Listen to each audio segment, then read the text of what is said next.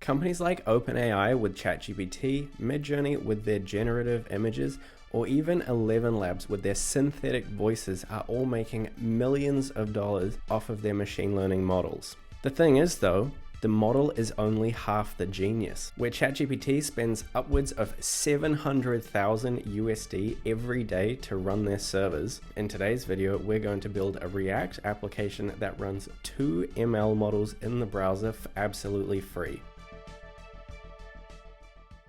What's good, team? Welcome to another Small James coding tutorial where today we're going to be building FreeScribe. As mentioned earlier, this is a browser-based application that will run 2 machine learning models. We're talking transcription and translation. It essentially works by starting the recording.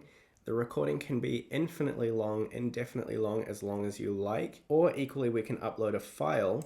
Then we stop the recording, we hit transcribe.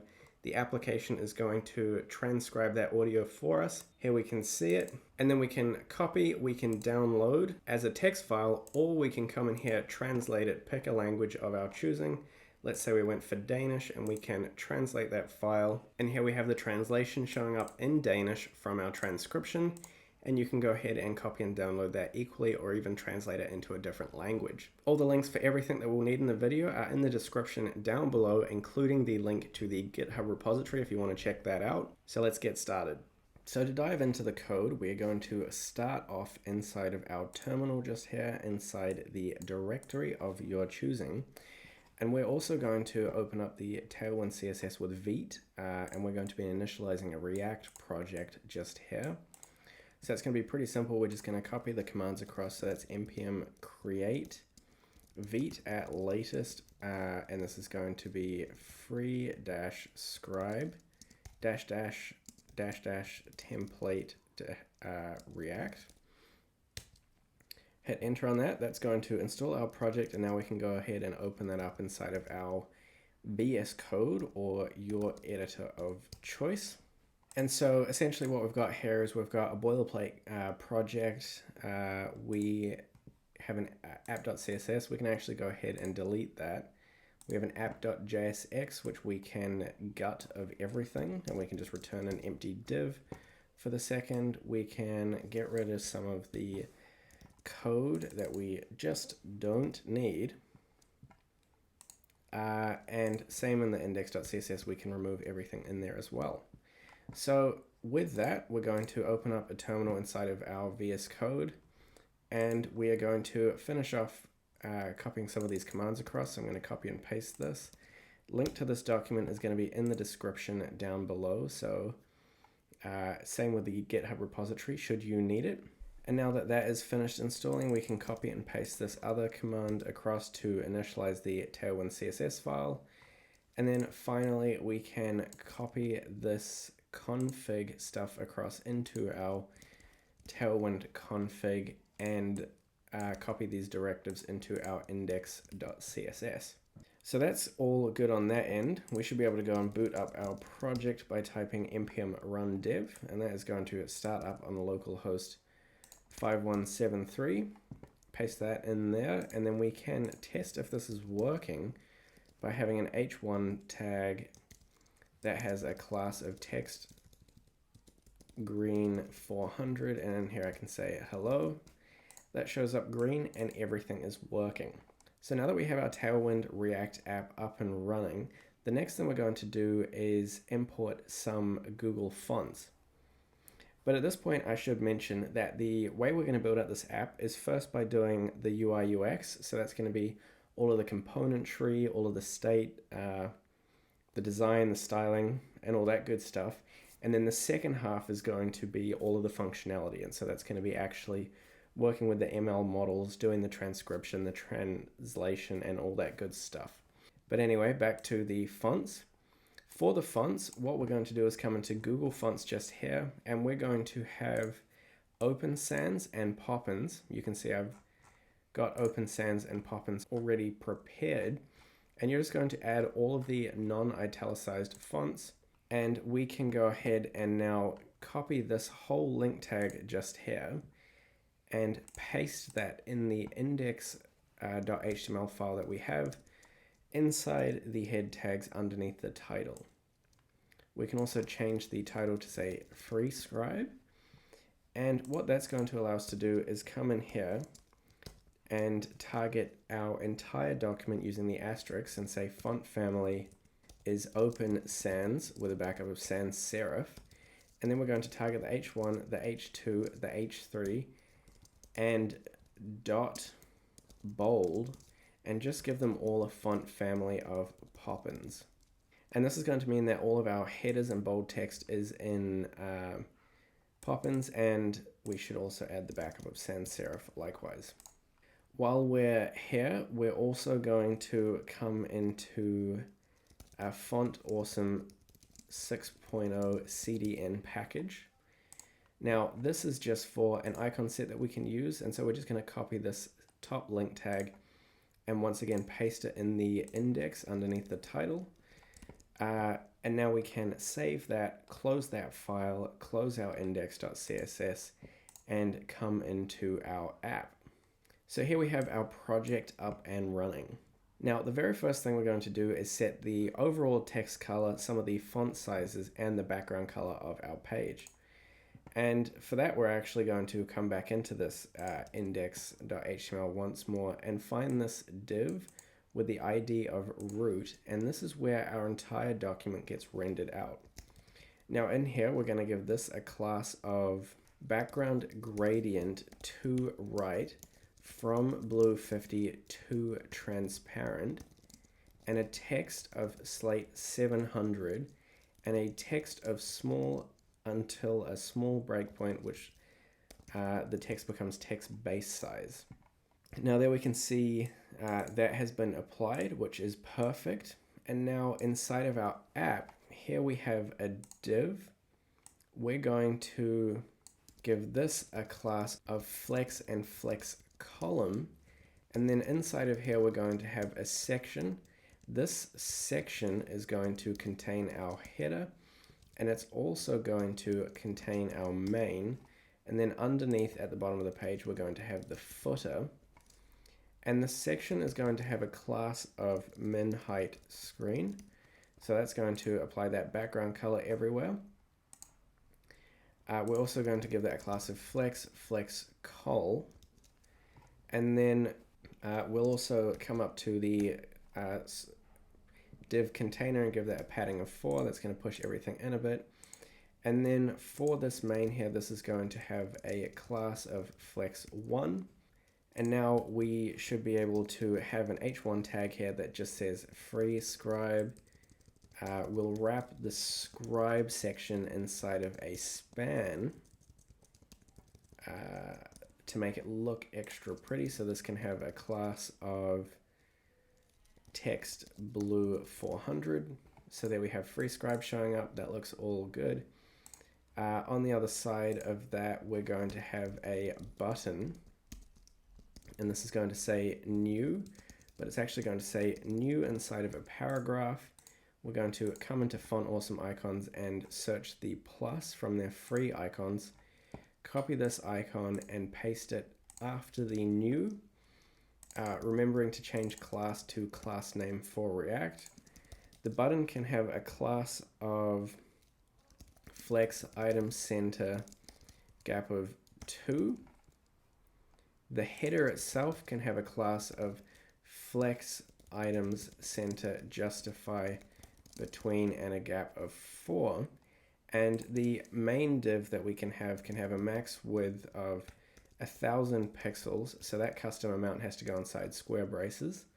An mx of auto, or a margin x of auto, and a width of full. So if we come back into our document, we can see that we have free scribe, we have our new button. We'll style this shortly. The next thing we're going to do is our main.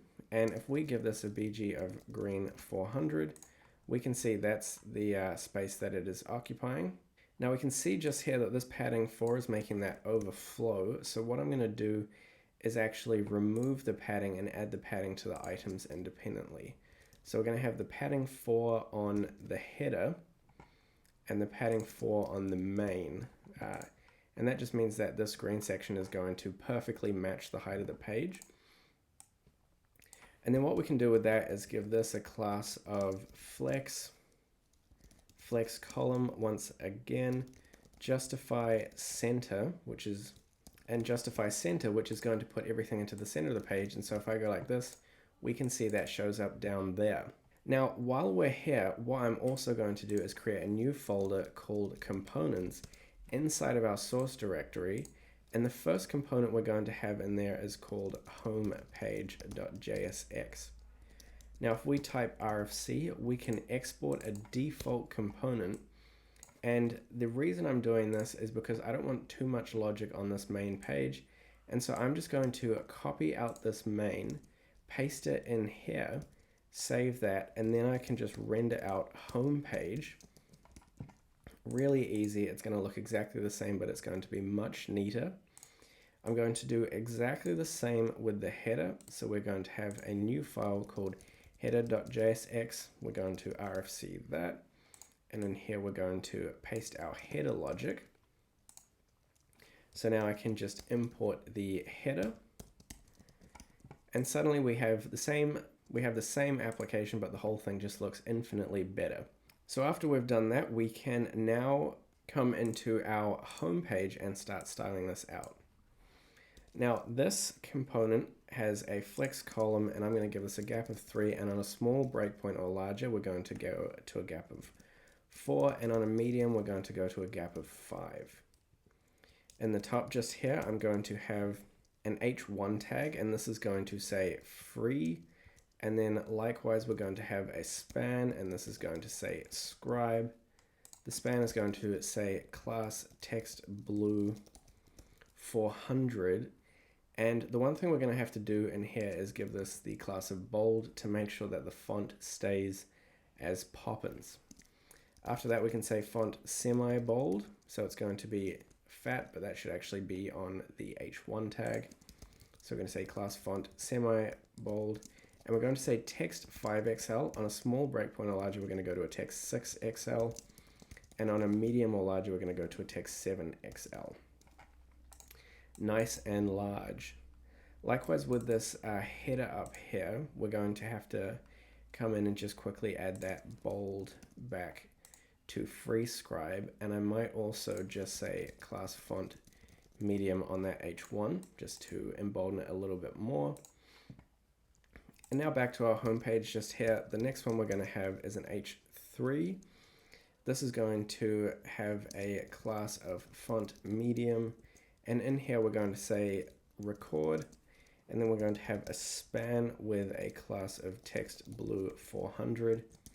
And in here, we're going to have the HTML entity for a right arrow, which is and a right arrow like that. We can see that shows up. And then we're going to have record transcribe. And then we're going to have that same span again. And then finally, we're going to have translate. So that's just going to look nice and tidy as we have here. We're also going to say text center so that everything is centered. And now as we come up onto a bigger page, we can see that it's just going to grow. And we'll want to set some font sizes. So on a medium, we're just going to say text large. So it just gets bigger twice. The other thing I'm going to do on this main is just give it a padding bottom of 10. That's going to maybe even 20. Just going to push everything up a little bit. And then after that, we're going to have a button. Now this button is going to be a special button. But essentially it's going to have a paragraph tag that says record. And then after that, we're going to come back into Font Awesome Icons. And we are going to look for the microphone. Here's the mic. We're going to copy that icon, paste it just in here. Make sure to swap class for class name. So now we have our little mic. This is going to have a class of flex, item center, text base, so that it's always the base size. We're also going to say justify between gap of 4 mx of auto, and it might say width of 72 max width full. So it's just looking like that. I'm also going to give this one in particular an MY of 4, just so it spreads things out. And then after the button, we're going to have a paragraph tag that says or, and then this is going to get a bit confusing, but we're going to have a label just in here, and this is going to say upload, and we'll also have an input that has a class of hidden and a type of file, and we want to accept only .mp3 or .wav files. We'll close that input, and this is going to say upload. Now we already have upload, but I'm just going to make that lowercase, and we're going to give this a class of text blue cursor pointer hover text blue 600 duration 200, and then after the label we can carry on our sentence and just say an mp3 file. So that shows up there. That text blue isn't working, and that's because that should be a 400. So that's nice and neat. I'm going to make sure that this is always text base so that it doesn't get too small. And then finally, after this paragraph, I'm going to have one more that just says free now, free forever. And this is going to, I actually don't like the exclamation, but this is going to have a class of italic and a text of slate 500, just so it's like that. So after that, the next thing we're going to do is come into our index.css, and we're going to create a new style called special button.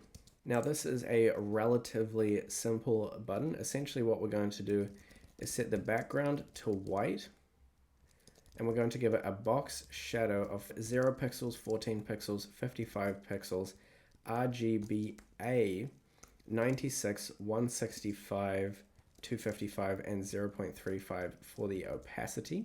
We're also going to give it a transition duration of 200 milliseconds, and we're going to give it a special button hover effect that just sets the opacity to 0.8.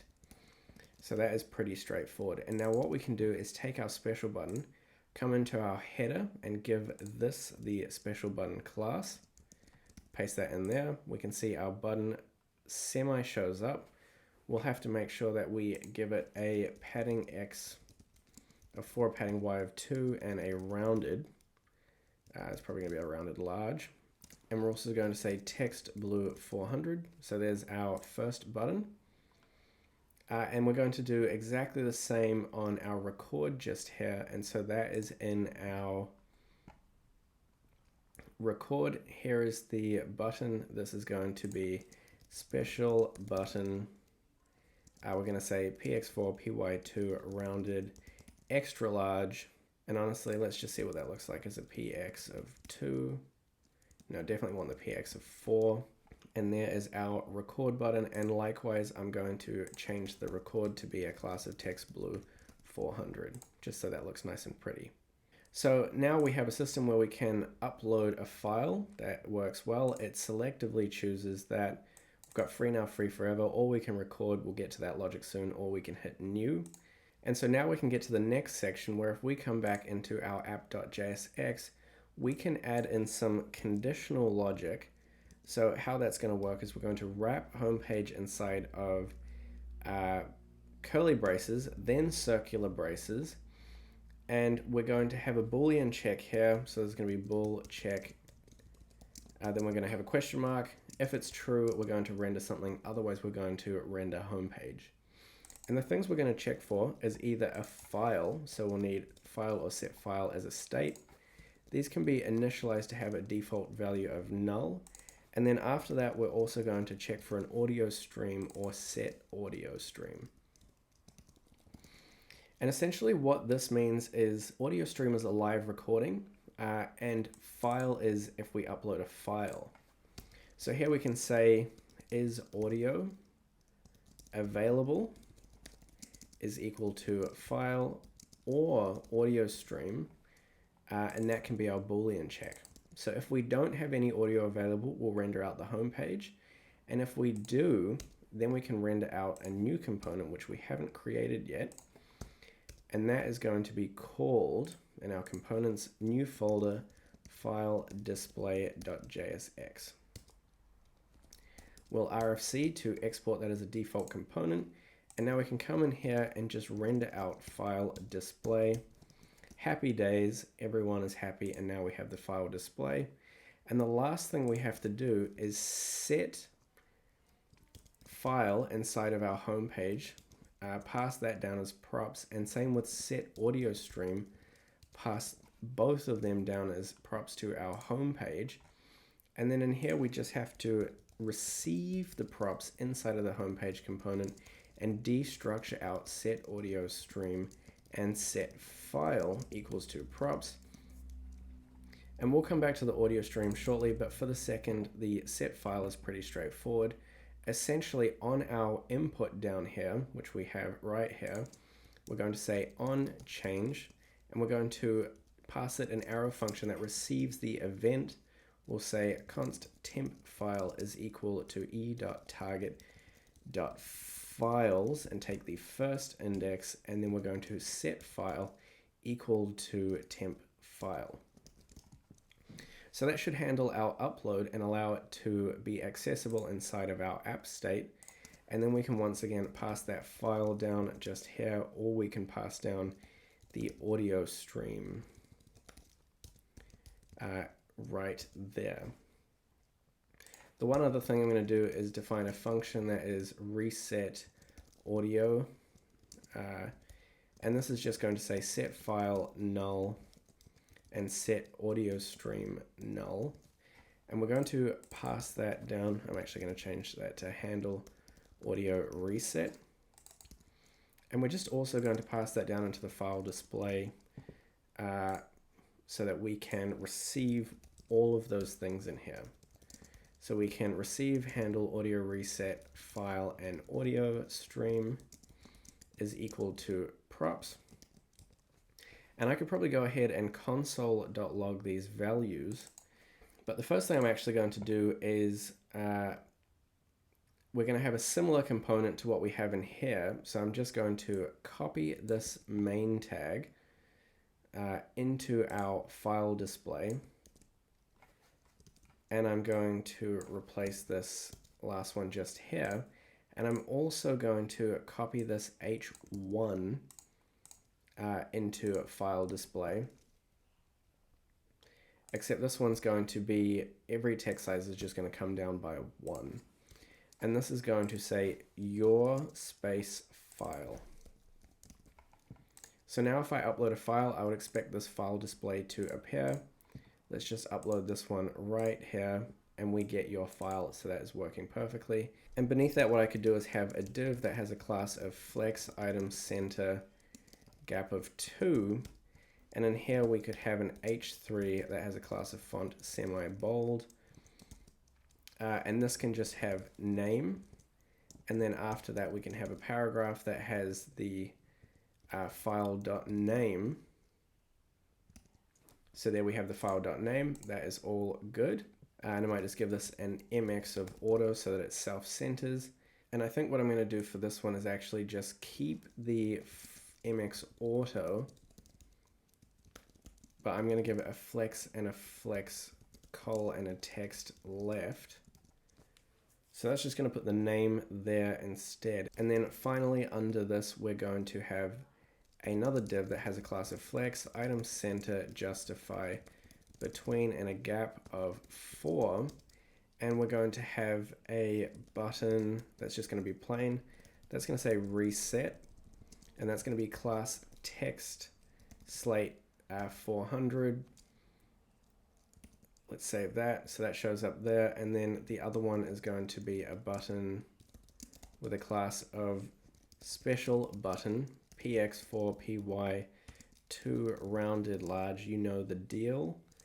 And that's going to say transcribe. So there's our transcribe, and we'll once again say text blue 400 for our button consistency, and we'll probably come in here and add an icon. So I might just wrap that in a paragraph tag so we can separate them. But with these, we can essentially say on this whole thing here, we could say width fit, max width full, and mx of auto, and that's just going to keep everything nice and concise. And around this div here, I'm just once again going to say MB4, push that down, and we could probably make that an MY4 to be honest, so everything's a bit more spread out. But now we have our action buttons, we've got our reset. We'll set the hover text blue 600, duration 200 on the reset.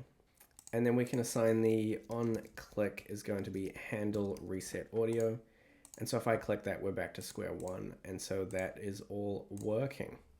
Now for our transcribe icon, we're going to come in here and we're going to look for a pen. There's heaps of them obviously, but we just want one that looks pretty. And I think the one that catches my eye the best is going to be the pen nib just here. So we'll copy that icon and just paste that in here. Swap class equals for class name equals to, and we're also just going to give our button a flex, display of flex, items, center, and a gap of 2. And we can also give it a font of medium.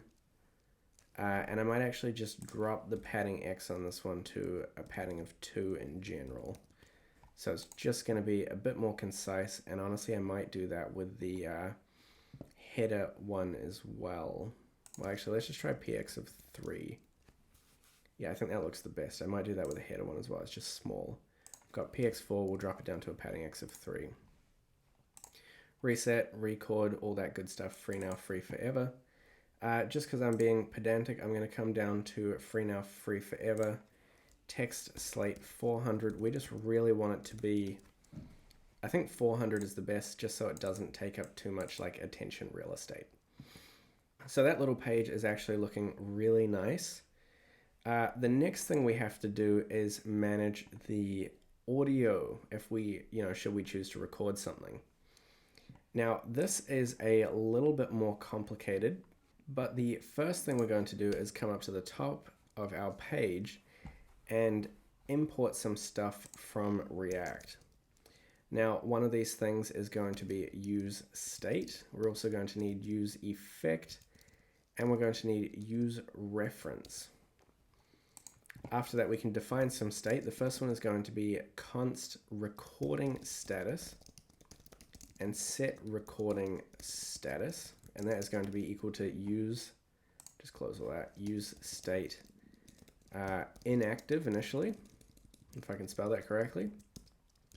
After that, we're going to have const audio chunks and set audio chunks is equal to use state, and that's going to be an empty array.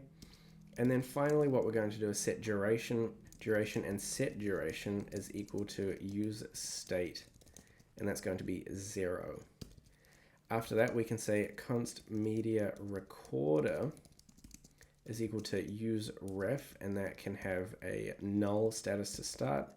And then we're going to have const mime type is equal to audio /webm.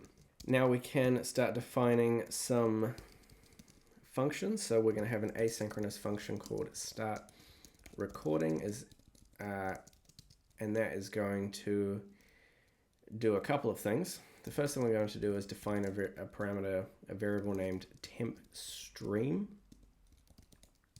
We're also going to console.log start recording. After that, we're going to have a try and a catch block that takes the error. If we get an error, we're going to console.log error.message, and we're going to return out of the function. But in the case where nothing does indeed go wrong, we're going to say const stream data is equal to navigator.media devices .get user media, and in here we're going to pass in an object to this function, this method. So there's our object, and this is going to say audio true and video false, so that we don't want to use the user's video. After that, we're going to set temp stream equal to stream data, And now for the rest of the function, we're going to say const media is equal to new media recorder, just here. This is going to take a few arguments. The first one's going to be our temp stream. And after that, we're going to pass an object with type is going to be MIME type, which we earlier defined. Now, this media recorder is the new recorder instance for recording the stream. So, create new media recorder instance using the stream. After that, what we're going to do is set this instance to our reference. So we're going to say media recorder. This is the reference that we defined here. We're going to say .current is equal to media. So these can be in the same line. And now what we can do is say media recorder.current and call the start method, and that's going to start recording. So once we're recording, we have a parameter called local audio chunks is equal to an array. And we can say media recorder.current.on data available is equal to a function that takes an event. And we can do some things here. So we can say if type of event.data equals undefined, then we just want to return. Equally, we can say if event.data.size is equal to 0, we want to return because that's basically no data in both of those cases. Otherwise, we want to take local audio chunks and push event.data to that array. And then after the data is available, we can set the audio chunks state to the local audio chunks. And so that's pretty much our whole recording function. And so logically, the next function we're going to define is one to stop recording. So this one can be called stop recording. And in here, what we're going to do is set recording status to inactive. And that's actually something I forgot to do in here. Just up here, we want to say set recording. Did I call it state? That should be status. Set recording status to recording. Whoopsies. And in here, we set it to inactive again. We stop recording, so we'll console.log stop recording. And then we can call our media recorder.current and call the stop method. And then we can say media recorder.current.onStop is once again equal to a function. And in here, what we're going to do is create an audio blob of the audio chunk. So that's going to be new blob. We pass in the audio chunks, and we also pass in the type as the MIME type. So this is going to create an audio blob for us, which is handy dandy. And then all we have to do is set the audio stream, which is a method that we pass, a function that we pass down up here. We set that equal to the audio blob, and then we can reset audio chunks to the default value. So that's a lot to take in, but essentially all we're doing is we're getting access to the user's microphone, and then we're just recording the media chunks, and then upon stopping recording, we're creating a blob from the audio chunks. Now, the last thing we're going to do after this is call a use effect. And this use effect is going to be to basically have our recording count so that people know the duration that they've recorded for. And so in here, we're just going to say if recording status is equal to inactive, then we just want to return out of it. Otherwise, what we're going to do is say const interval is equal to set interval. And in here, we're going to pass in an arrow function, and we're just going to say set duration current plus 1. So that's just going to increment the duration, and that is going to occur every 1,000 milliseconds. And then out of this, we're just going to return clear interval. This is going to be the cleanup function, and we're just going to pass in our interval, which I can't spell, interval. So it's pretty simple. This is just going to allow us to have a clock on the screen that shows how long we've been recorded for. And so the reason this is cool is because now we can check if we're recording. And where we have record just here, this is the wrong record, we want this one. We can use some curly parentheses, check if the recording status is equal to inactive. And if it is, then we do in fact want to show recording. Otherwise, we want to show a template literal string that says stop recording. And actually, what I'm going to do is just add a div in here. This has a class of flex item center, a gap of 2. We're going to wrap this icon just there, and we're going to have a conditionally rendered so duration. If duration exists, then we're going to have a paragraph tag that just says the duration, which is going to be the number of seconds, and just a little s afterwards. So that's going to sit at the very end. But the other thing I'd probably do is just come in here and set the duration back to 0 on our stop recording, just so that is done. And I'm going to make this a class of text extra small, sorry, a text small, and for the icon, I'm going to add a conditional style that says recording status equals recording. And if it is, we're going to change the color to text rows 400, maybe a 300. Otherwise, it's just going to be the standard color. So maybe we even want to add a duration of 200 on that. Duration of 200. So according to my theories, if everything works, well, actually, before I say that, last step is to add these on-click events. So if the recording status is equal to recording, then we want to assign the stop recording function. Otherwise, we want to assign start recording. So let's give this a shot.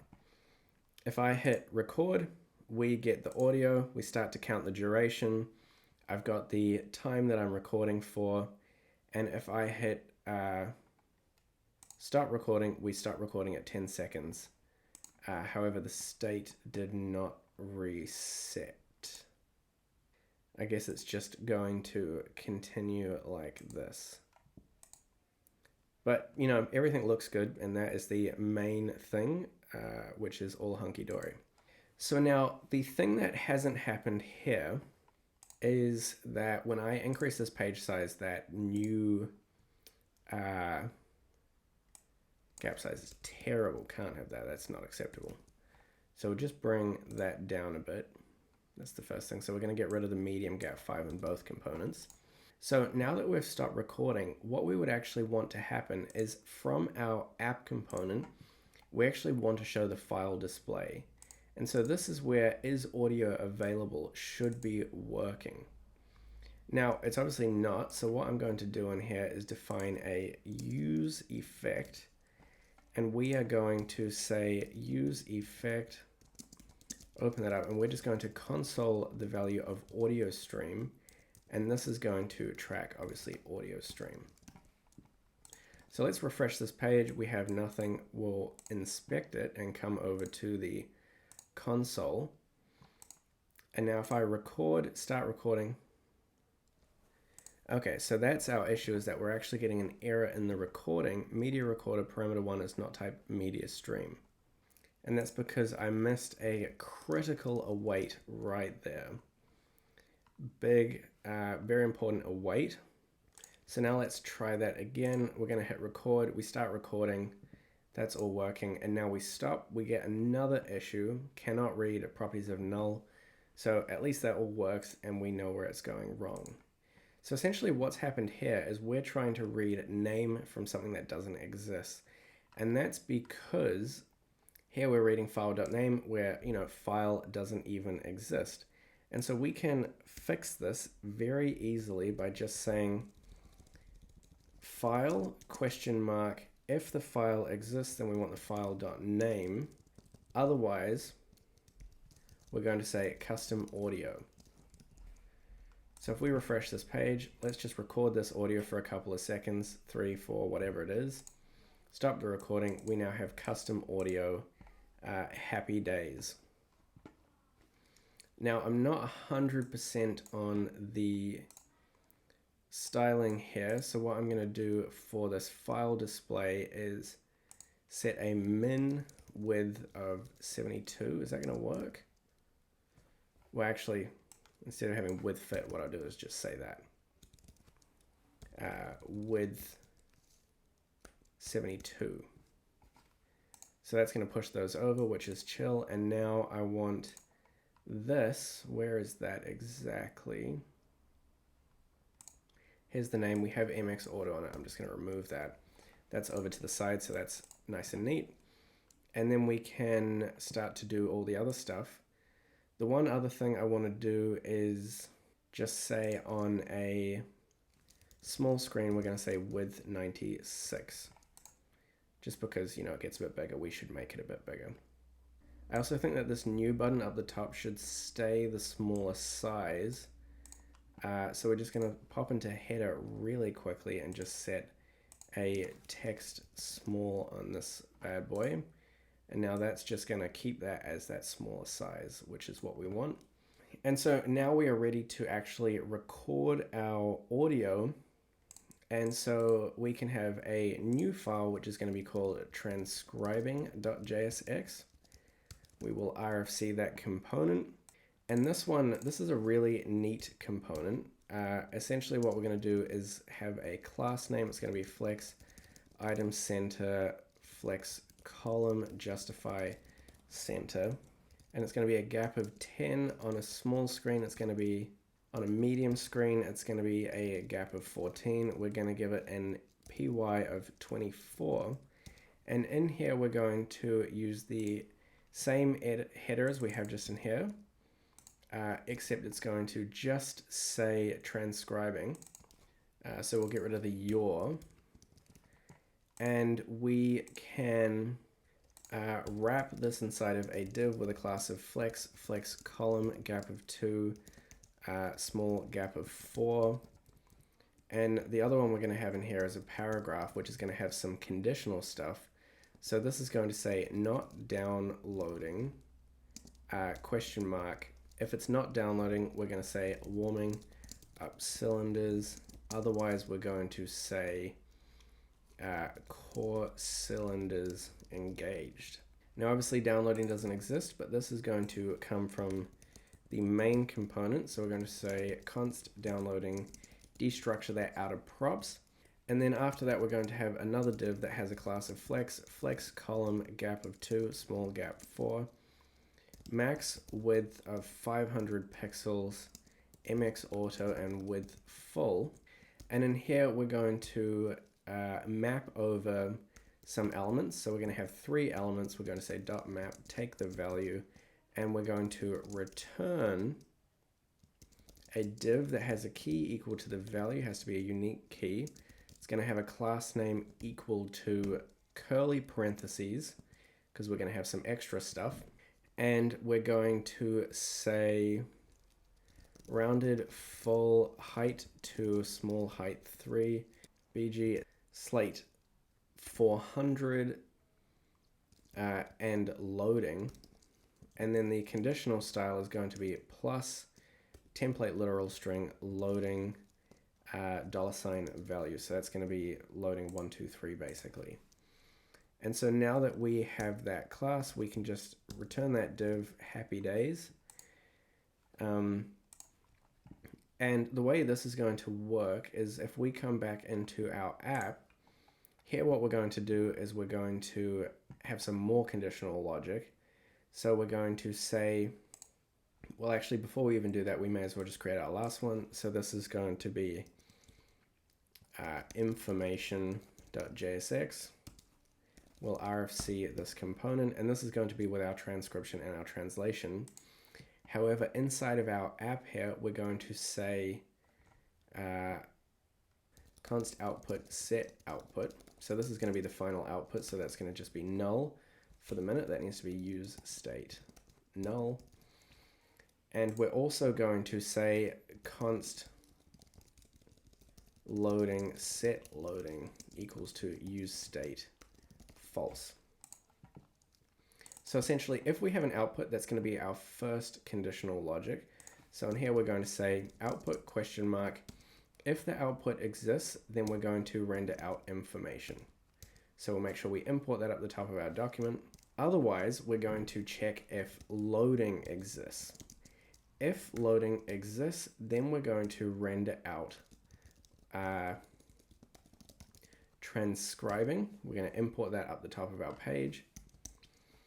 And if that doesn't exist, we're going to say, is audio available?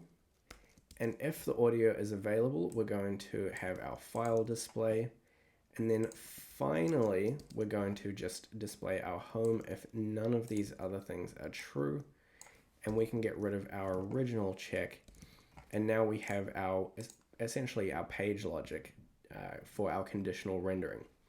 So what that means is that I could set loading equal to a default of true, and we would display the transcribing page. Obviously that looks terrible. And I don't even think it should look that way. I swear we set a maximum width on these bad boys. Max width 500 pixels. I guess that's it there. But that is okay. What we could do is maybe just set that to 400. And we should probably just give this thing like a padding of 4 all round.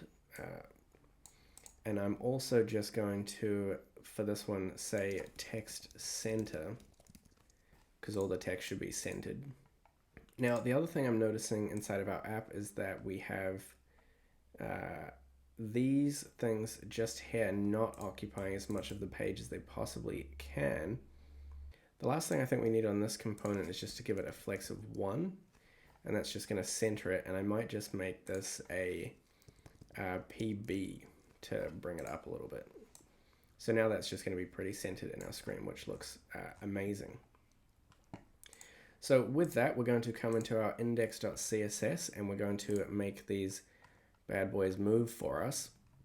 And how we're going to do that is by saying .loading, and we're going to give that an animation of width. It's going to be 5 seconds, linear, and infinite. And we're also going to say margin right is going to be auto. After that, we're going to say .loading 1, and that's going to have an animation delay of -4 seconds. We're going to say .loading 2, and that's going to have an animation delay of -2 seconds.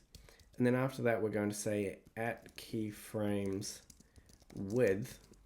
And we have a couple of widths here, so we're going to say 0%, and I'm just going to drop this down a bunch. So this one's going to be 10, and we've got 20, 30, 40, 50, 60, 70, 80, 90, 100. So this one is 80, then we have 90, and then we have 100. And what we're going to do is we're just going to give them different widths. So if I just select all of them,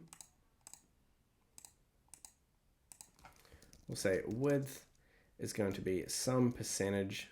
Let's make sure that's actually a percentage sign. And the first one is going to be 100. And then after that, we have a 73. We have a 35, a 37, a 48, a 65, 46, 38, 66, 76, and finally 100. And now we can see that it just gives us this little, transcribing writing animation, which is super cute. So now we are good to have our last page, which is going to be our information.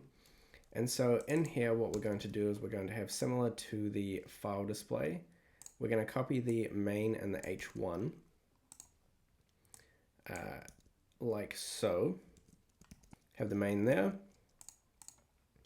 This one is going to just, if I come into the app for a second, we can get this to display by saying output true. So here we have your file. This is information. This is going to say your transcription. Now that is too large. And I think we can fix that by saying white space, no wrap. But the other thing we're going to want to remove is these widths. So we're just going to get rid of the width limits. And we're just going to say max width prose width full, I think is going to be the go. So there we have our maximum width prose. I think this should fit within a prose width. And I think that honestly just seems to work. Let's try it on a mobile screen. So I mean, it seems to do the trick. So that's all that matters. That's the main thing. Max width prose width full. Yeah, okay, sweet. And so after that, what we can do is we are going to have a little div just here. This is going to have a class of flex item center and a gap of 2. And this is going to have our header elements. So this is going to have a button that's going to say transcription, and then we're going to have a second one that says translation. Now, so those are our 2 buttons, which is, pretty cash money. So here we have transcription, translation. We're going to say MX auto on this, and I'm also going to say background white, border 2, border solid, border blue, and a shadow. We're going to say rounded, full, and overflow hidden. And that should be border blue 400. And on each of these, I'm going to give them a class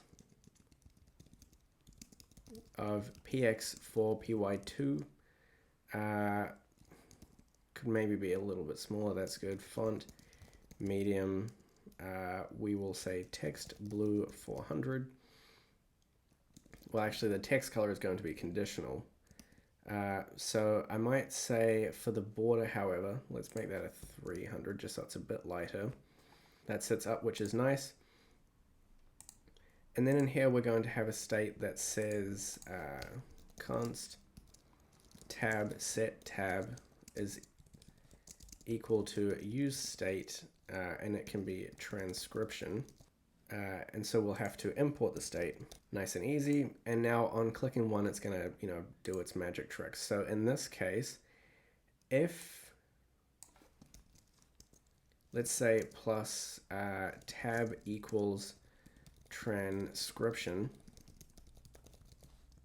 question mark, then we want one style, otherwise we want another style. So in here, it's going to be BG blue 400, well actually be 300 text white. Otherwise, it's going to be text blue 400, hover text blue 600. So that's how that's going to look. And I might just try making this a background blue 400, so it's a bit darker.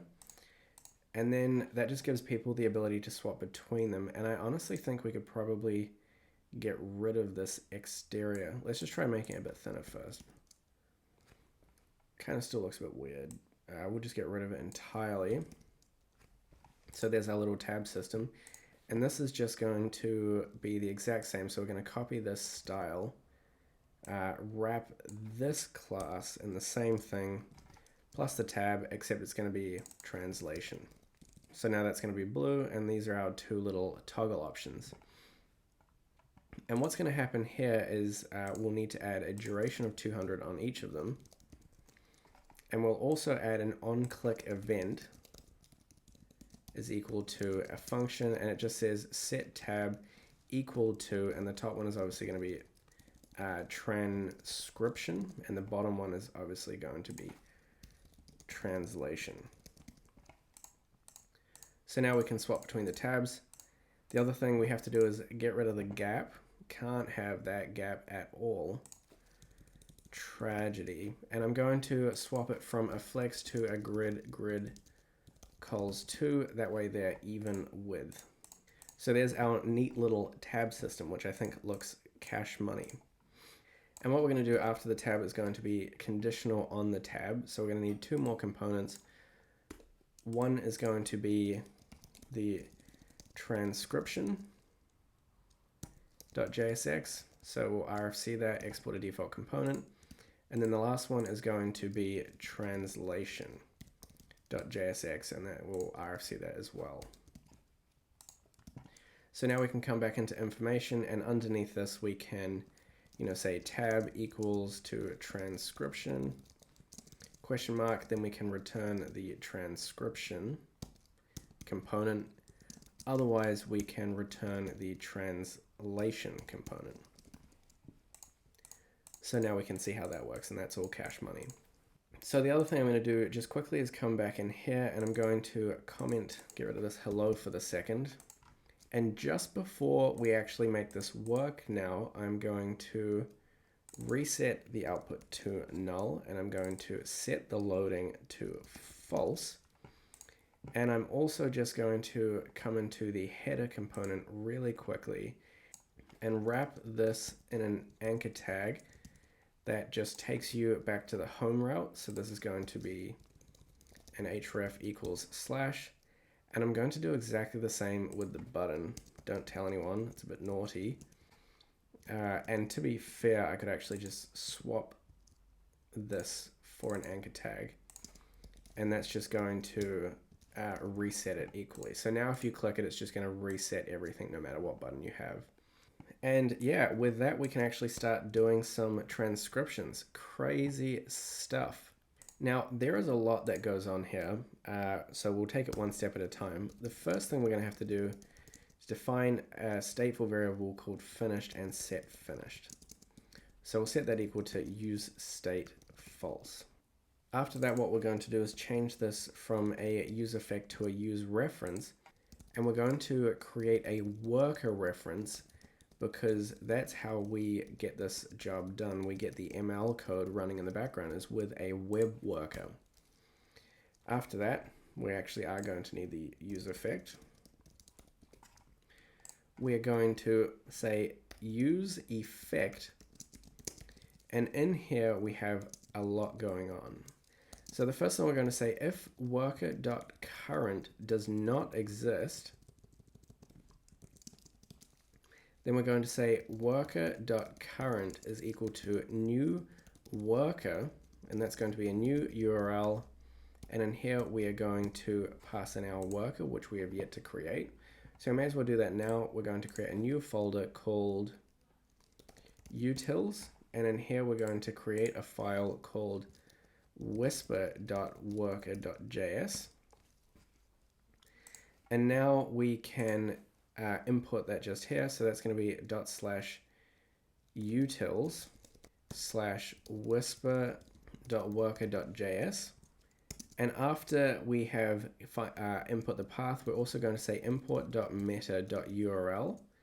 And then we're going to pass in a third argument, which is going to be type, and it's going to be a modular import.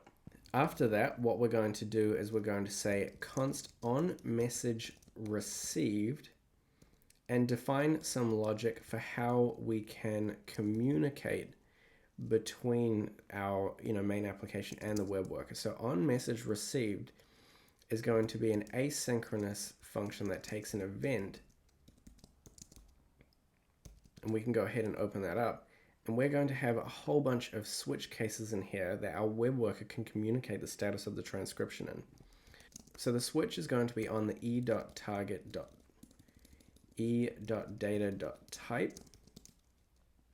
and we're going to say case downloading. So these are going to be the cases that we have. In here, we're going to say set downloading true. That's a state that we also have to define. So we're going to say that here, const downloading and set downloading is equal to use state false. And, we could console downloading just so we get a status. And then after that, we're going to break. Now what we can do is just copy this case logic, duplicate it down a couple of times. We need one that says loading. We need another one that says result. And we need one more that says inference done. And so for this one, we're going to set loading equal to true, and we're going to say loading in our console. For result, we're going to set Well, we're going to have some ever so slightly more complicated logic. So essentially what it's going to do is we're going to say set output e.data.results, which is going to be the information passed out of the inference. And then for the last one, we're going to just say set finished true. And maybe in here we'll console.log done. And that should just about do it. Now, after this on message received, we have to say worker.current.add event listener. And this is the message event, because essentially how the workers work is they post messages to and from the worker. And so we're just going to add on message received. And then the last thing we're going to do is define a cleanup function, which is going to essentially just say worker.current.remove event listener. And that is once again the message event, and we're just going to remove on message received. And now we're going to go ahead and define a function called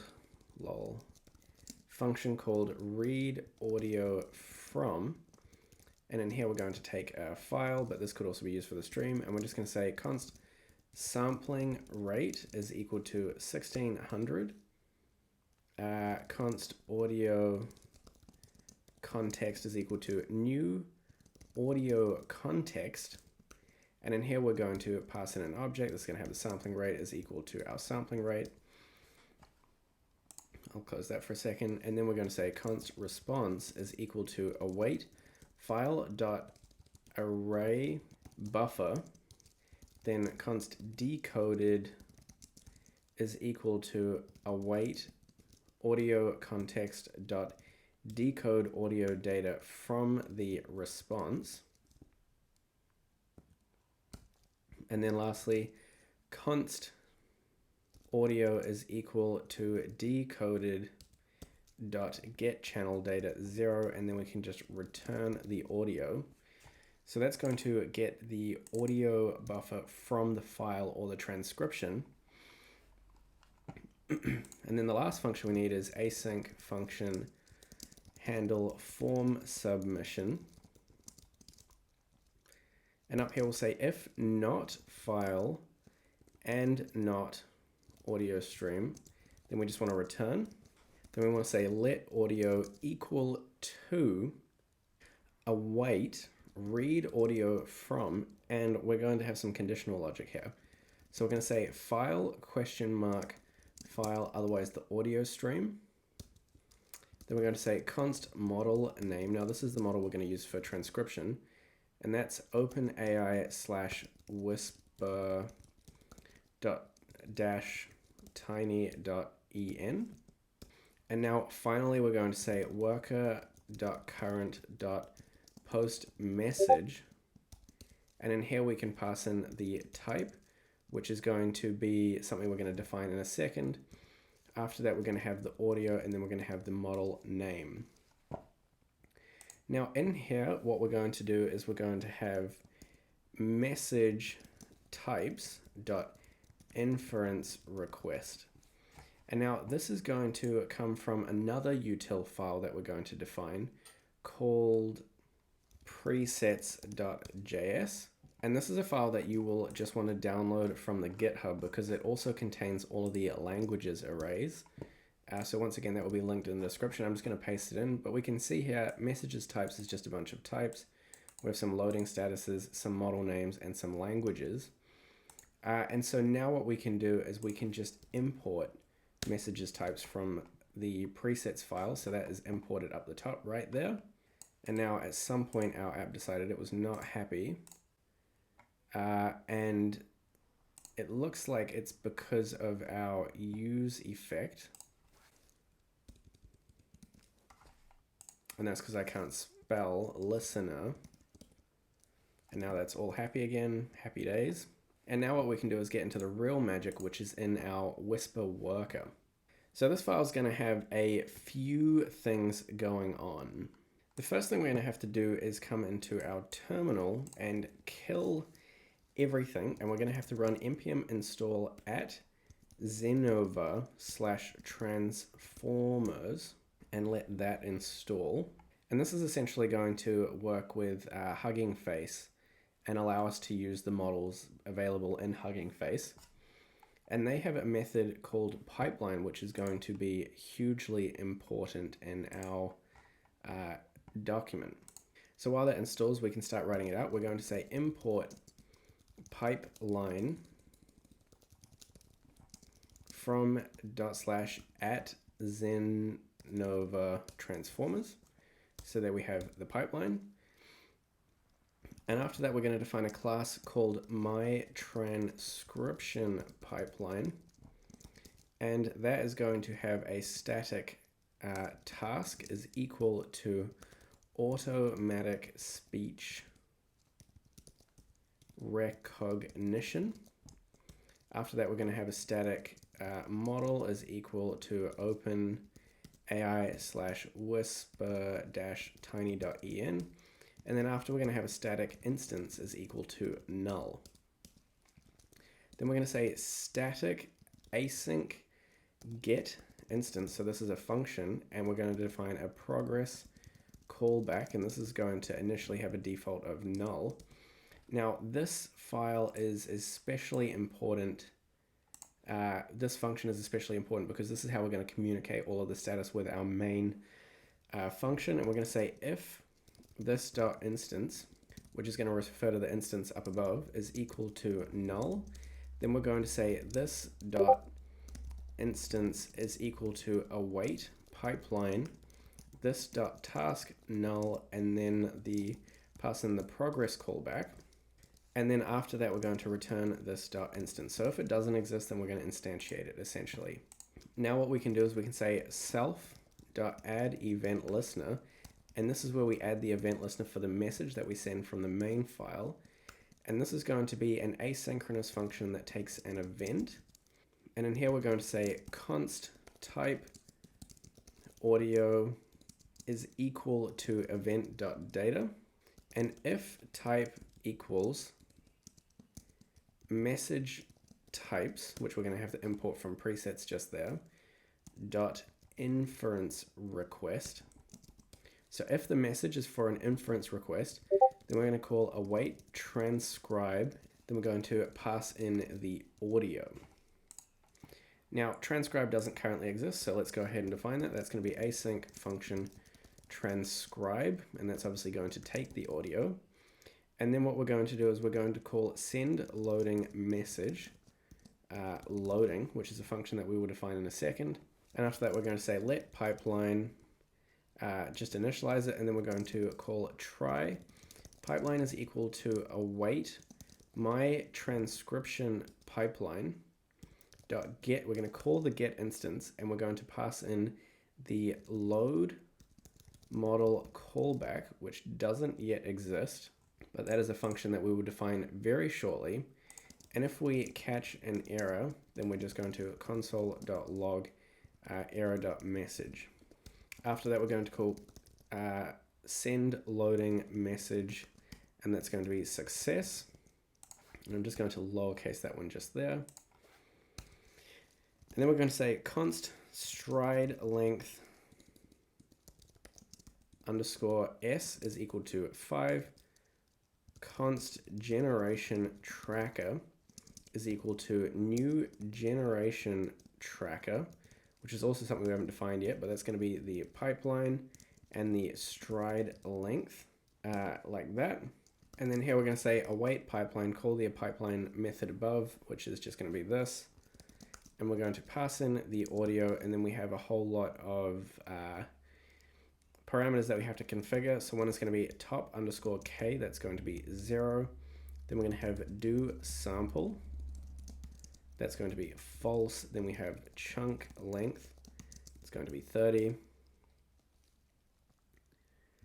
Stride length s is going to be stride length s. Then we're going to have return timestamps, that's going to be true. And then we're going to say callback function is going to be generation tracker.callback function.bind, and we're going to pass in the generation tracker.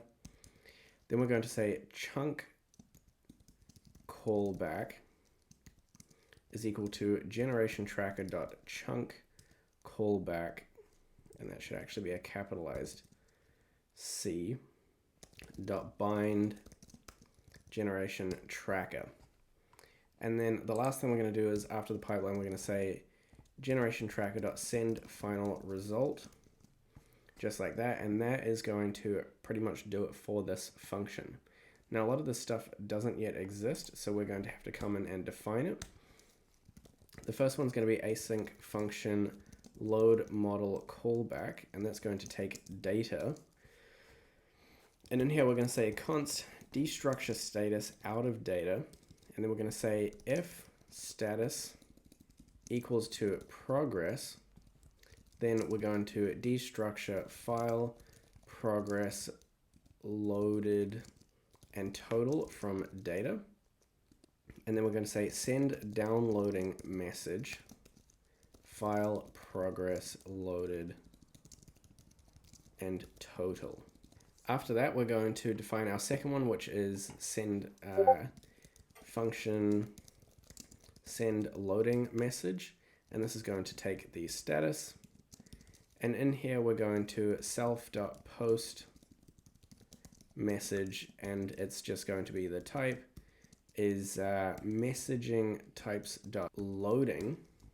Then after that, we're going to have the status, so that's all easy breezy. And then we're going to have another function, which is async function send downloading message. And this is going to take the file, the progress, the loaded, and the total. And we're going to say self.post message and pass in the type, which is the messages types.downloading. We're going to say the file, progress, loaded, and total. And then finally, we can define the generation tracker as a class. And so this is going to have a constructor, which is going to take the pipeline and the stride length s. And then we're going to say this dot pipeline is equal to pipeline. And we're just going to duplicate this a bunch. So this dot stride length s is that. This dot chunks is just going to be an empty array. This dot time precision is equal to pipeline question mark dot processor dot feature extractor dot config dot chunk length divided by pipeline dot model dot config dot max source positions. Then we're going to have this dot processed chunks is equal to an empty array. And last but not least, we're going to have this dot callback function counter is equal to 0. After that, we're going to have the send final result, which is going to be self.post message, and that's going to be type of messaging types.inference done. Then we're going to have the callback function, which is going to take a parameter, an argument named beams. And in here, we're going to say this dot callback function counter plus equals 1. And we're going to say if this dot callback function counter remainder 10 is not equal to 0, then we're going to return. After that, we're going to say const best beams is equal to beams 0. Let text equal this dot pipeline dot tokenizer dot decode best beam dot output underscore token underscore IDs, and that's going to have a comma, and then we're going to have a dictionary. And in here, this is going to say need a closing brace on that. This is going to say skip special tokens is equal to true. And here we can see that best beam should actually be best beam. And the other thing I've done is this should be a semicolon. And then after that, we're going to say const result is equal to an object where we have the text. We have the start, which is going to be this dot get last chunk time stamp. And then we're going to have end, which is undefined. And then after that, we're going to call create partial result message with the result. And then we're going to create a function called chunk callback, have the data, this dot chunks dot push the data. We're going to say const destructure text and chunks out of this is equal to this dot pipeline dot tokenizer dot underscore decode underscore ASR. Call that as a method, pass in this dot chunks, an object that has time precision, which is going to be this dot time precision.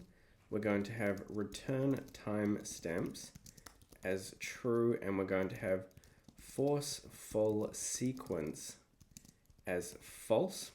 After this, we're going to say this dot processed chunks is equal to chunks dot map. We're going to receive the chunk and the index and open this up into an arrow function. And in here, we're going to say this dot process chunks, pass in the chunk and the index. And then after that, we also have to make sure that we return that one just there. And then we're going to say create result message.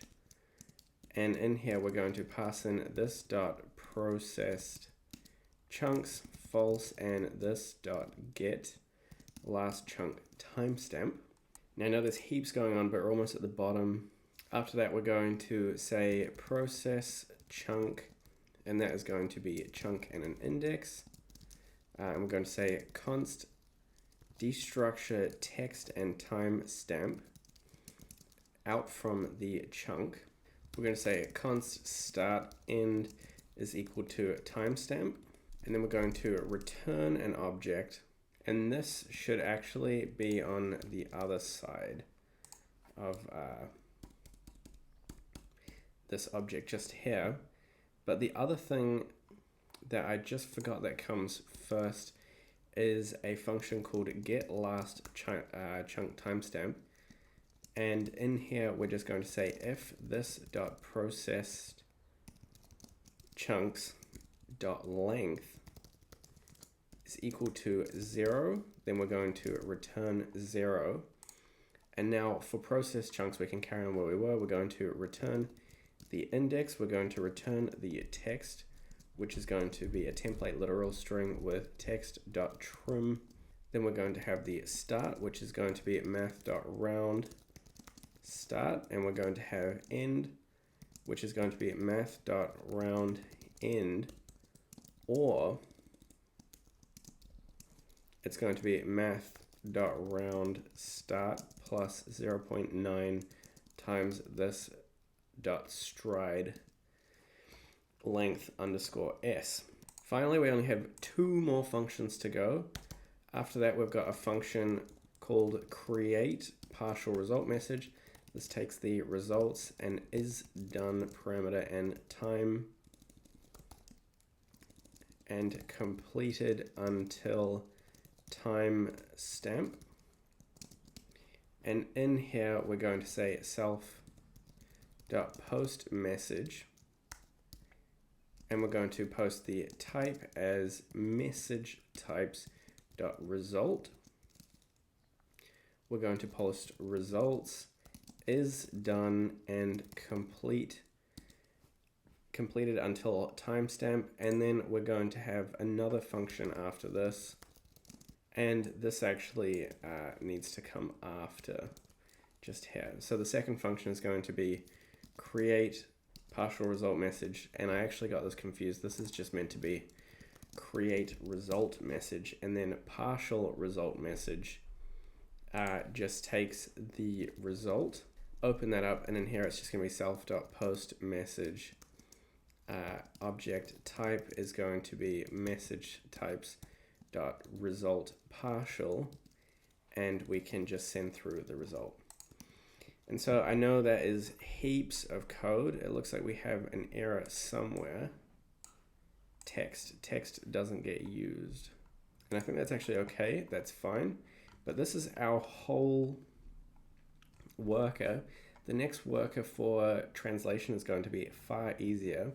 But what we should be able to do now is actually see if we can start consoling some of these methods. And this is going to come from assigning our handle form submission to our button, which is going to be inside of file display. So handle form submission, let's pass that in. And then inside of that component, file display in here, we can access that. Let's just start up our app as well. npm run develop. App is up and running. Handle form submission. We can assign this to the transcribe button. So we can say on click is equal to handle form submission. So let's try this out. Testing, 1, 2, 3, 4. Stop the recording before I hit anything. Let's just make sure we have our console open. Transcribe, we can see we're downloading all of the modules. We're warming up our cylinders. And now we're actually loading the model, and we should be doing the transcription. All right, so it looks like we got an error at the stop process chunks is not a function. The one other thing I note is that these are too far apart, so I'm just going to come into transcribing real quick and drop this down to a gap of 3. Bring them a bit closer together. So this looks like it's in line 125, which is right here. This is inside of our chunk callback, and this should be a process chunk. Just like that. So let's try this again. Testing, 1, 2, 3, 4. Transcribe that. We download the models. We can see everything loading over the side. Well, actually, technically you can't, but we can see that. Loading, done. And we should have actually gotten an output from that transcription, which isn't console, but that totally worked. We can see that we do, in fact, have an output. So let's just see in here, we can come up in here. We have done, let's just console .log_e.data.results. Do that once more, hit the new button. Testing, 1, 2, 3. Hit transcribe, downloads, loading, transcribing. And we do, in fact, have our transcription coming out. Now, this is huge. We have literally just run an ML model in our browser. And this is kind of what I was mentioning at the start of the video, where all of these transcription companies out there will run this kind of infrastructure in a backend service, and that's going to cost them money and time. Whereas being able to execute this kind of logic and run an inference from an ML model in the user's browser means that you can void all costs on your end and just have the web infrastructure that they can then come and access and view the transcription. So it's absolutely huge. If you head over to Hugging Face, you can see that there are loads of models that you can do this kind of stuff with.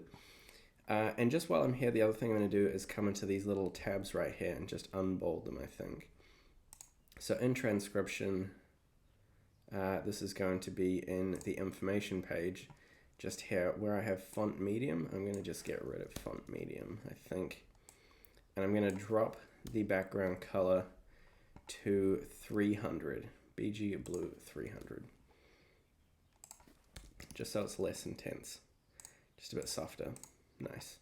So obviously now if we have a translation, we want to display it on the page, so we can pass that down in here. So we're going to need to receive some props. Inside of the props, we're going to destructure output is equal to props. And we're going to go ahead and pass this down to, we're just going to spread props there.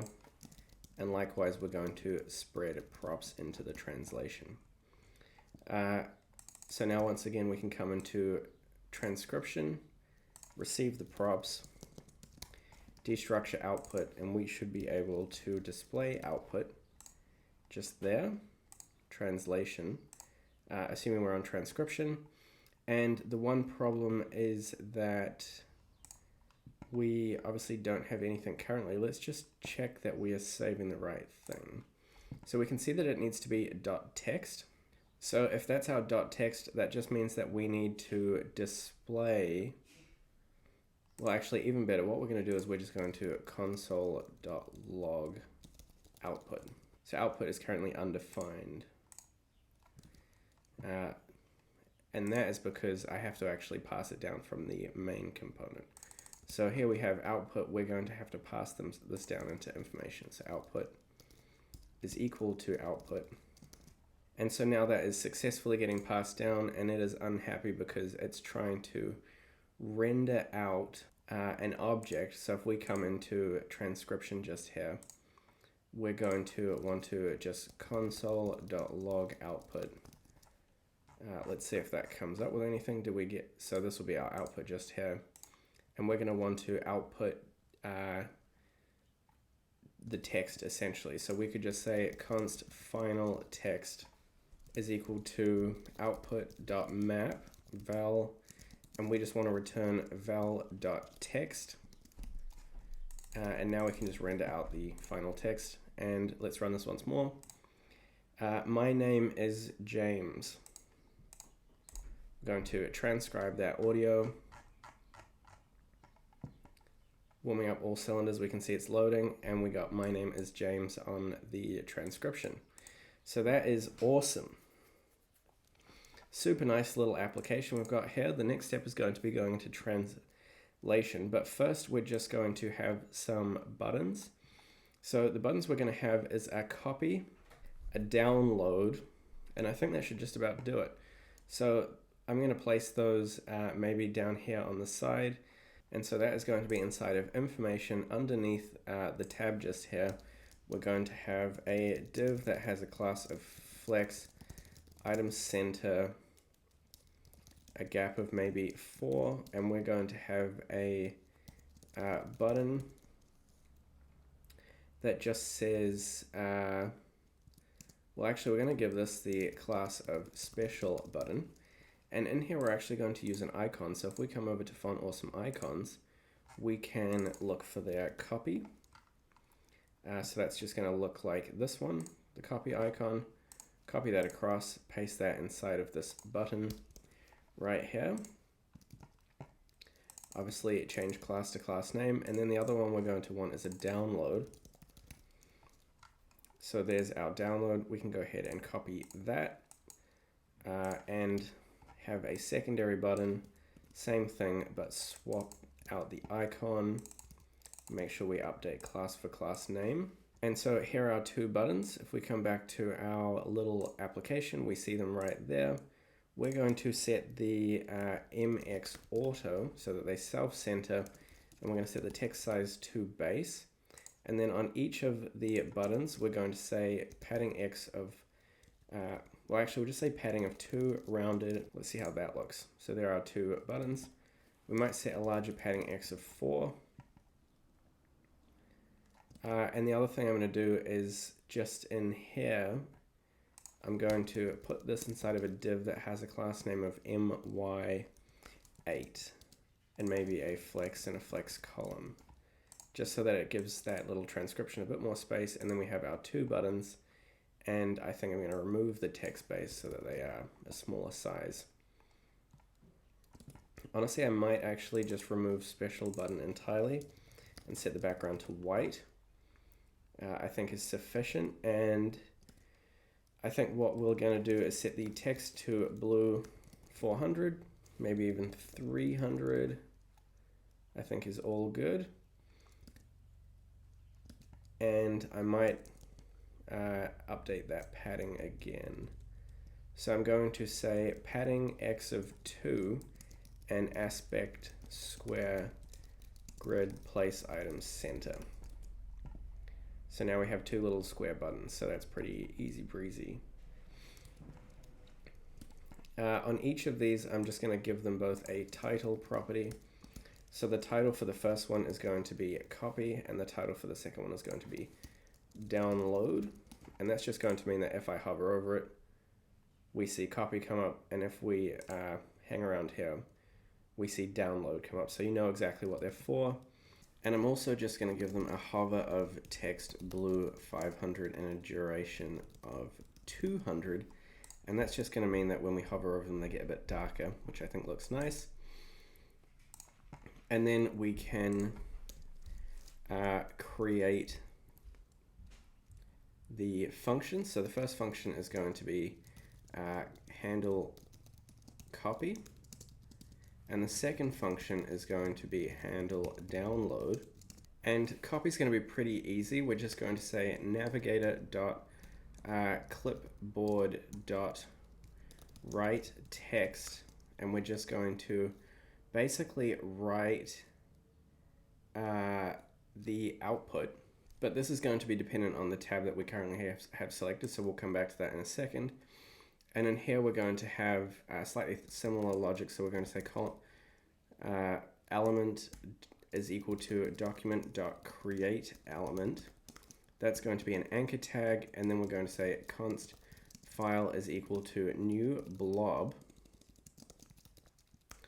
And this is just going to be an array where once again we have the text in there, and this is going to be type text/plain. After that, we're going to say element.href is equal to url.create object URL, and we're going to pass in the file. Then we're going to say element.download, and it's just going to be free scribe underscore new date dot to string. To date string, I guess, should be fine. I'm going to wrap that in parentheses. So that should just have free scribe and then the date. And this is going to be a .txt file. After that, we have to just say document.body.append child. And we're going to append the element, and then we're going to say element.click. And that should do the download. So that's all good. Obviously, we'll come back and add the text in shortly. But first, what we have to do is actually handle the transcription. Sorry, the translation. So now if we click on translate, we have this translation here. And so we are going to just say, this is going to be in here. We're going to have to access the props, and we're going to have to receive the translation from the props.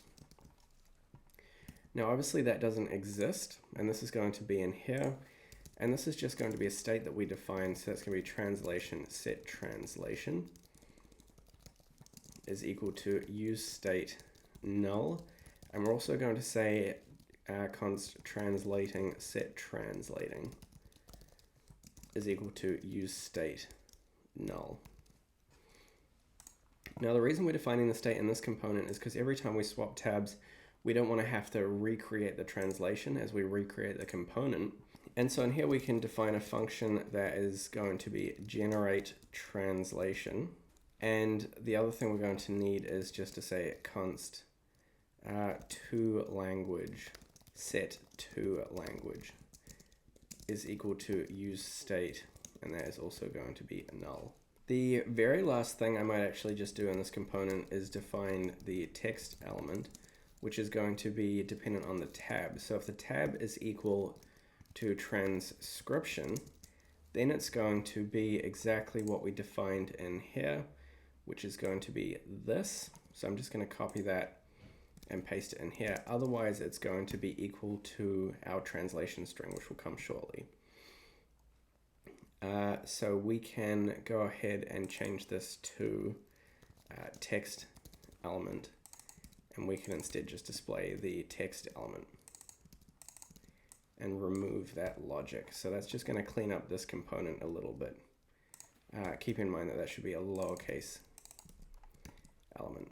Now, if we come back in here, here's our text element. Let's just make sure we pass that down into transcription. Text element is equal to text element. That way we have access to it. So now we still access that transcription. However, for the translation, what we're going to do is pick a language and then have a translate button. And so this component is going to be pretty easy. We're just going to say flex column a gap of 2. Initially, we're going to have a div that has a class of flex and items stretch. And this is going to have a select, just here, select. We're going to need to access the toLanguage parameter. So let's just make sure we pass that in. Information, we'll have to pass that down to translation. So that's going to be toLanguage is equal to toLanguage, which we defined up here as our state. We're also going to pass in translating, well, essentially all of these parameters to the translation component. So it's going to be translating is equal to translating, and translation is equal to translation. And then we'll have set translation is equal to set translation. Set translation is equal to set translation. And then finally we have set toLanguage is equal to set toLanguage. Lots of stuff going down to that component. We're going to need to destructure all of these things.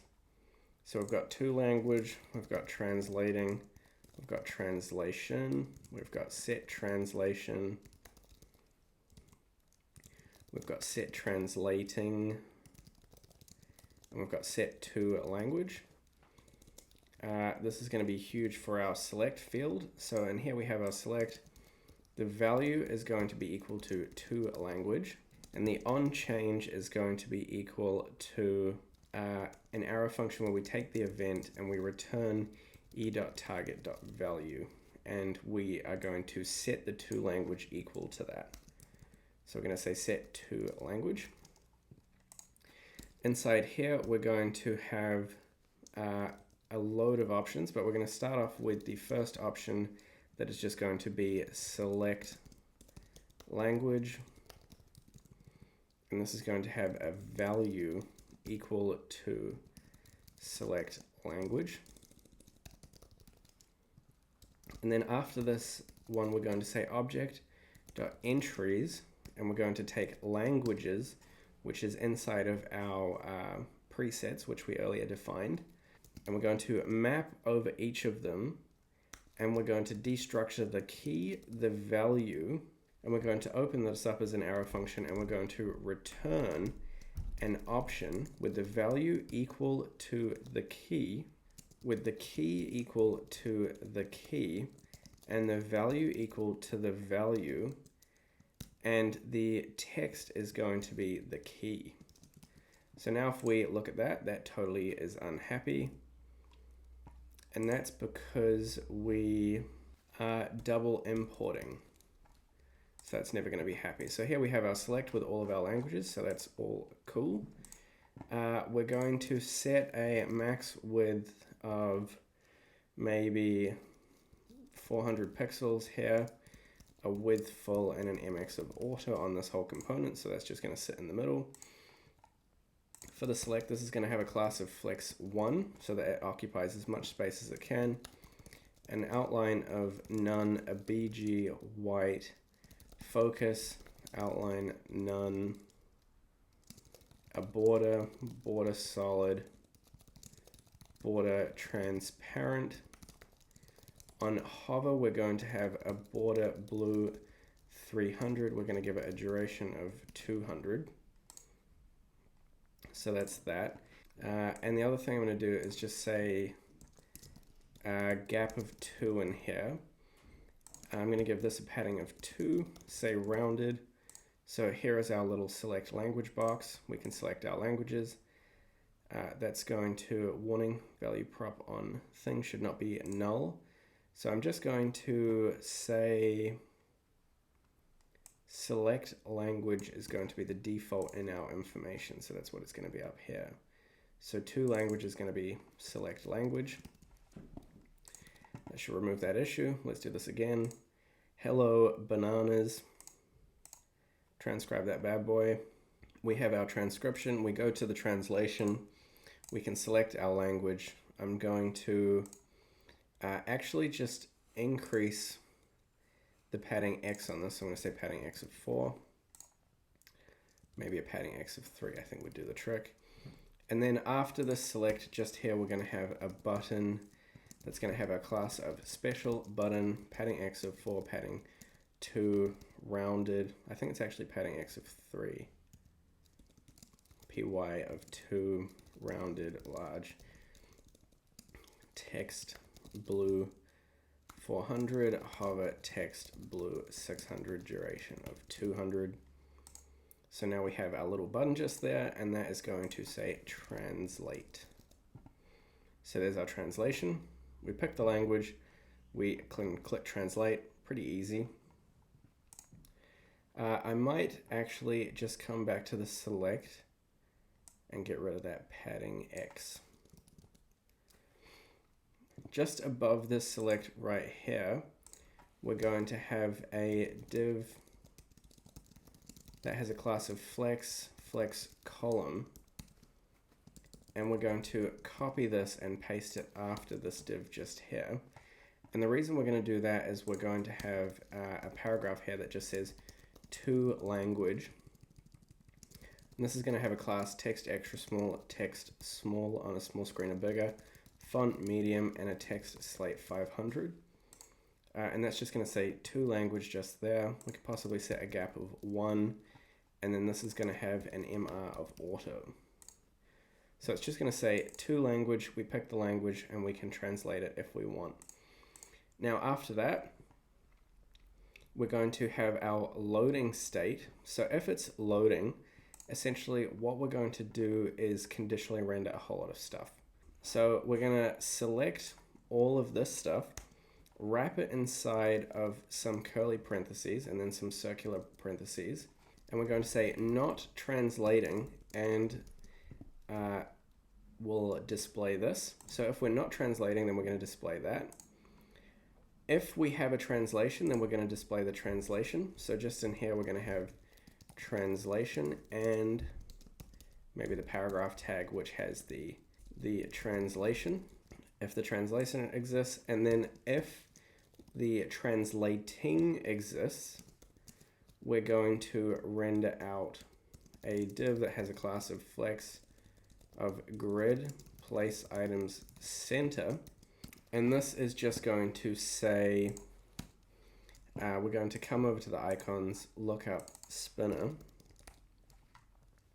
copy the spinner just here, paste that in here, and this is just going to say animate spin as the other class name, animate spin. So if we're translating, we're going to show the animate spin. If we have the translation, we'll show the translation. And we're also just going to say and not translating in this conditional display here.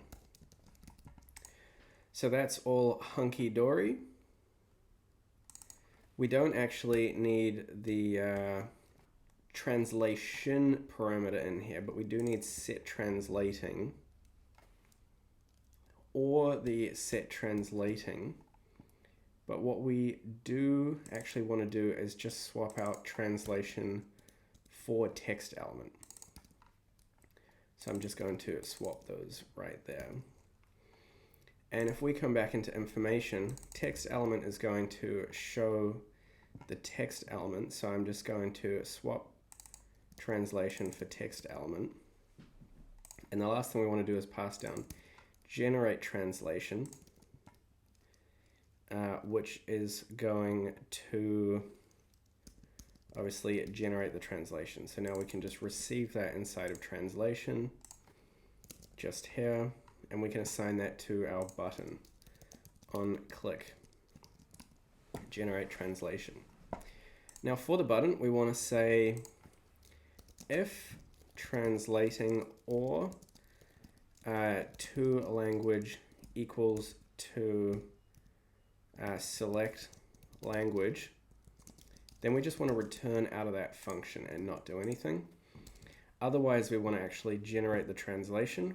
And so for that, we're going to say worker.current.postMessage, similar to before.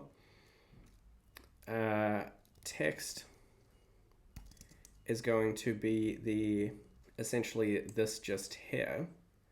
So this is going to be the text, which is the transcription. And then after that, we're going to have the source language, which is going to be English_Latin. And then finally, we're going to have the target language, which is going to be the to language. And now we're going to also set translating to true. And we're obviously going to need to have some logic to actually bring in our worker now. And so with that function done, we now have to create the second worker, which is going to be our translate worker. This one is much easier. So it's going to be translate.worker.js. And just like before, we're going to import pipeline from @Zenova transformers. We're going to say class my translation pipeline. Open that up. That's going to have a static task. We can probably actually just copy this from the other one, to be fair. Same stuff, different day, translate. Except this task is going to be translation. The model we're going to use is going to be Zenova/NLLB-200-distilled 600M. The instance is going to be null. This stuff all stays the same. And then we're going to say self.add event listener. It's going to be the message. We have an asynchronous function which takes an event. Open that up, and in here we're going to say let translator equal to await my translation pipeline dot get instance. We're going to say x, and then in here we're going to say self dot post message x. After that, we can say let output equal to await translator, and pass in event.data.text, which is going to be the text. And here we have the target language, which is going to be event.data.targetLang. We have the source lang, which is going to be event.data.sourceLang. And then we have the callback function, which is going to be x as the event. We'll open that up, and that's just going to be self.postMessage. It's going to have a status, which is update, and the output, which is going to be translator.tokenizer.decode x 0th input.output token IDs. And then similar to before, we're going to have an object which just says skip special tokens, and that's going to be true. After that, we're going to say self.postMessage, and in here we're going to have a status, which is going to be a complete, and we're going to have the output, which is just going to be the output. So it's our whole translation worker. And now if we come back into our information, we can add the use effect, the use reference, which is what we're going to need to actually define our workers. So up here we're going to say const worker is equal to use ref, and then down the bottom, well actually no, we may as well have it here. We'll just have a use effect similar to what we had before. We're going to say if, and we can actually copy this from the main app quickly. If the worker doesn't exist, then we will create it. Except this one's going to be a translation worker. And then after that, we're going to say const on message received. We can actually copy pretty much the whole user effect, to be fair. There's just going to be some parts which are ever so slightly different. So we'll copy all that across, except this one is going to be status. This one is going to be initiate. This one is going to be progress. This one is going to be done. And this one is going to be ready. And in here, we're not going to worry about these loading statuses too much, except for the set output. And this one is going to be set translation. And then finally, we're going to say set translating false at the very end. And that was a lie. This one's going to be update, and this one is going to be complete. So that is relatively straightforward. We should actually be able to check if this one works now. So we can assign the generate translation, which I think that we have. So in here we can select the language, let's say Armenian, hit translate. We get an error, cannot read properties of undefined. This is information at line 66. So that is just here. And that is, I think, because output doesn't exist. And it is instead, oh no, output does exist. Line 66, worker.current, that should be a lowercase w, that's our issue. So let's do that once more. Once more. We'll quickly transcribe that. We'll go to translate, we'll select Armenian, we'll hit translate. That's going to try to translate this to Armenian for us. And that is being a little bit suspicious. And it looks like it failed to actually load the translation worker, and that's because it's called translate worker. So this is going to be translate worker. So let's try that again.